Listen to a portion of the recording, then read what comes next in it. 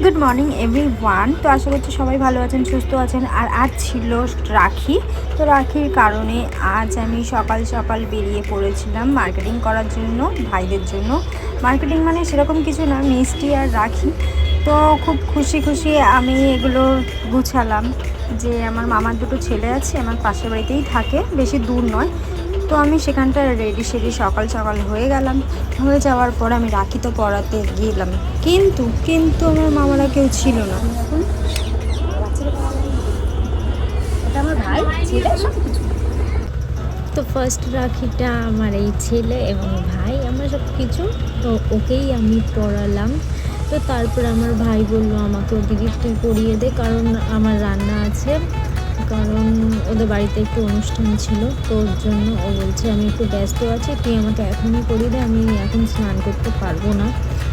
তো আমি এই ভাইকে পরিয়ে দিলাম, আর একটা ভাইকেও পরিয়েছি, সেটার ভিডিও ক্লিপ করা হয়নি। আমি তাড়াহুড়ো করে দুজনকে পড়ালাম। পড়াবার পর আমি নিজে রেডি হলাম। তো রেডি সেডি হয়ে আমি আমার পিসির বাড়ি যাওয়ার জন্য রওনা দিলাম। তো সেখানে গিয়ে আমার এই ভাই, ফার্স্টে ওর সাথে আমি গল্প করছিলাম সবাই একসাথে বসে। তো ও আমাকে বারবার বলছিল যে কিরে আমাকে রাখি পরাবি না? আমি বললাম আজকে কিসের রাখি, কোনো রাখি টাখি হবে না, এরমভাবে বলেছে। তো ওর মুখটা দেখলাম অন্যরকম লাগছে দেখতে।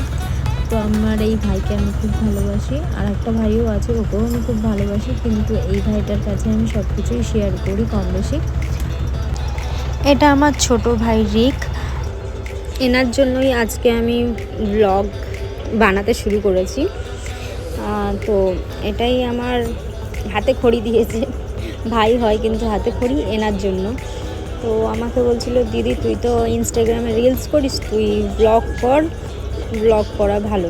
ডেলি ব্লগ করতে বলেছি, কিন্তু ডেলি তো আমি সেরকম বেরোইও না। তো এর জন্য আমি আর সেরকমভাবে ইন্টারেস্টেড নই। আমি সব রকম ভিডিওই করি। আমার যারা সাবস্ক্রাইবার আছো তারা নিশ্চয়ই দেখেছো।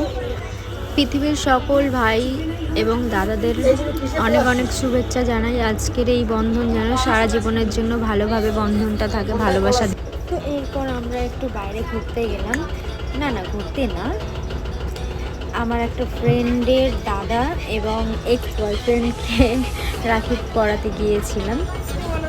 দোকানে ঢুকতে সাহস পাচ্ছিলাম না, তারপরে সাহস জাগিয়ে ঢুকলাম। তো ভেতরে ঢুকে আর এক্সকে তো পরানো হলো না, এই দাদাকেই রাখিটা পরালো। আর দাদারটা রাখিটা পরে খুব খুশি হয়েছে, আমিও ভাবলাম রাখি পরাবো। তো ওই মেয়েটার কাছে আর একটাই রাখি ছিল, আর একজনকে পরাবার জন্য সেটা কিনেছিল। তো আমার আর পরানো হয়নি। তো দাদা আমাদের জন্য খাবারের ব্যবস্থা করেছিল, রোল এনে দিয়েছিল, আমরা সবাই সেটাকে ভাগ করে খাই। এই যে পুচকি সোনাটাকেও নিয়ে যাওয়া হয়েছে, ও পেকেই যাবে। তারপর একটা সুন্দরীর সাথে আমার এই যে দেখা হলো। তো আমি যেখানেই যাই এরকম সুন্দরী কাউকে দেখতে পেলেই আমি কোলে নিয়ে নিই। আরে এতটাই কিউট ছিল, দেখুন ক্যামেরাতে কি সুন্দর তাকাচ্ছে। তো আমার ওকে দেখে আর আমি আর নিজেকে সামলাতে পারলাম না, তো ওকে আমি কোলে নিয়ে আদর করছিলাম। তারপর ছাদে উঠে আমরা একটু আড্ডা মারলাম, একটু খাওয়া দাওয়া করলাম। আমাদের মেজে বৌমা চলে এসেছিল ছোট দেওরকে রাখি পরাবার জন্য। ছোট দেওর তো রাখি পরেই নিল, কিন্তু বড় দেওরকে, দেওর না সরি ভাসুরকে কোনো মতেই পরানো গেল না। আমাদেরই মতন ও ভয় ভয় করে চলে আসলো। তারপর কি হলো দেখুন।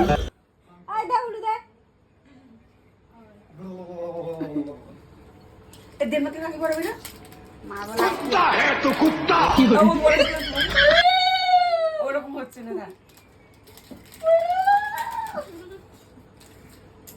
নেই তাড়াতাড়ি কর, দেখ তোর মিনসে তোর খেয়ে নিল।